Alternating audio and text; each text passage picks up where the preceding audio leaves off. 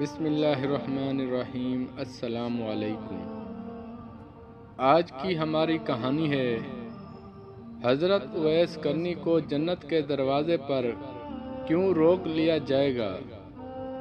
حضور اکرم صلی اللہ علیہ وآلہ وسلم نے فرمایا کہ جب لوگ جنت میں جا رہے ہوں تو اویس کرنی کو جنت کے دروازے پر روک لیا جائے گا۔ حضرت اویس کرنی کون ہیں؟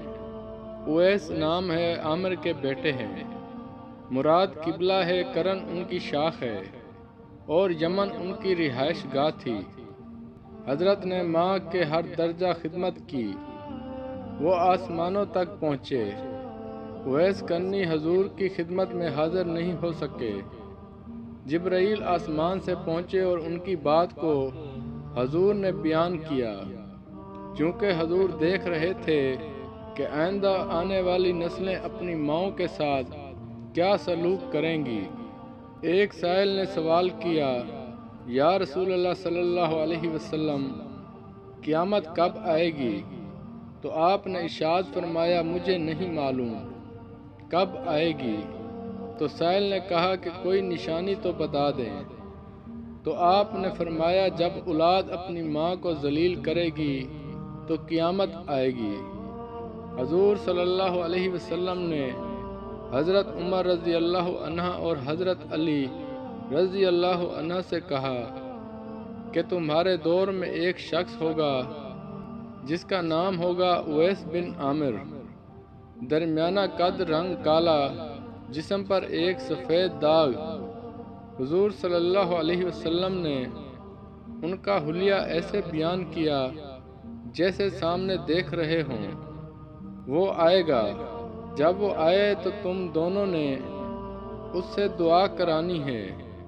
حضرت عمر رضی اللہ عنہ اور حضرت علی رضی اللہ عنہ کو اویس کرنی کی دعا کی ضرورت نہیں تھی۔ یہ امت کو پیغام پہنچانے کے لیے ہے کہ ماں کا کیا مقام ہے۔ حضرت عمر رضی اللہ عنہ حیران ہو گئے اور سوچنے لگے کہ حضور صلی اللہ علیہ وسلم کیا کہہ رہے ہیں کہ ہم اویس سے دعا کریں۔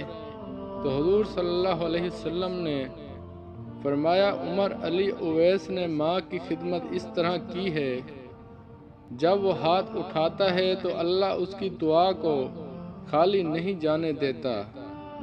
حضرت عمر رضی اللہ عنہ 10 سال خلیفہ رہے، 10 سال حج کیا، لیکن انہیں اویس نہ ملے۔ ایک دن سارے حاجیوں کو اکٹھا کر لیا اور کہا کہ تم حاجی کھڑے ہو جاؤ۔ آپ کے حکم پر تمام حاجی کھڑے ہو گئے۔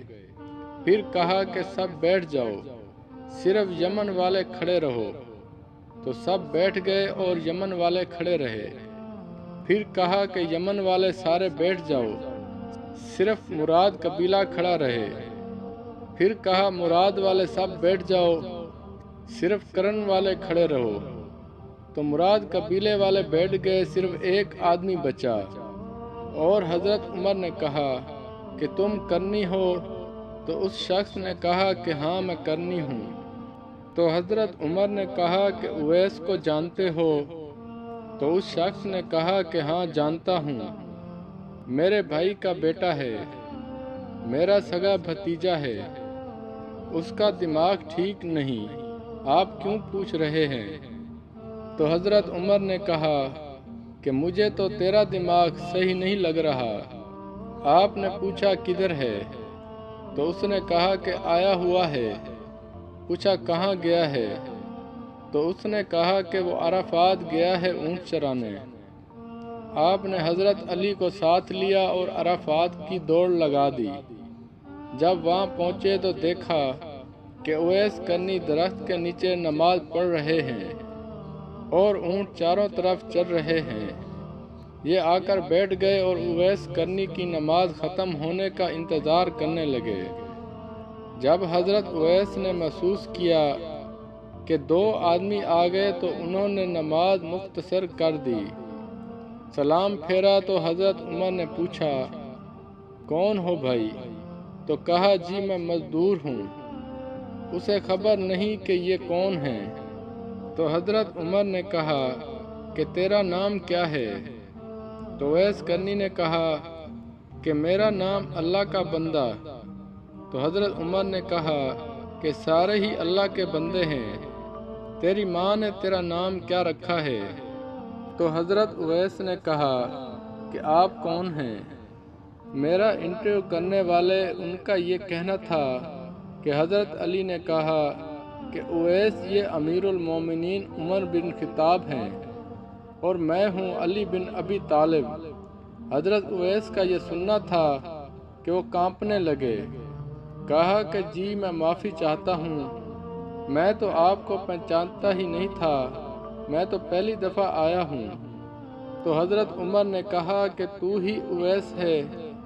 تو انہوں نے کہا کہ ہاں میں ہی اویس ہوں۔ حضرت عمر نے کہا کہ ہاتھ اٹھا اور ہمارے لیے دعا کر۔ وہ رونے لگا اور کہا کہ میں دعا کروں، آپ لوگ سردار اور میں نوکر، آپ لوگوں کے لیے دعا کروں؟ تو حضرت عمر نے کہا کہ ہاں، اللہ کے نبی نے فرمایا تھا عمر اور علی جیسی ہستیوں کے لیے حضرت اویس کے ہاتھ اٹھوائے گئے۔ کس لیے؟ اس کے پیچھے جہاد نہیں، تبلیغ نہیں، تصوف نہیں، اس کے پیچھے ماں کی خدمت ہے۔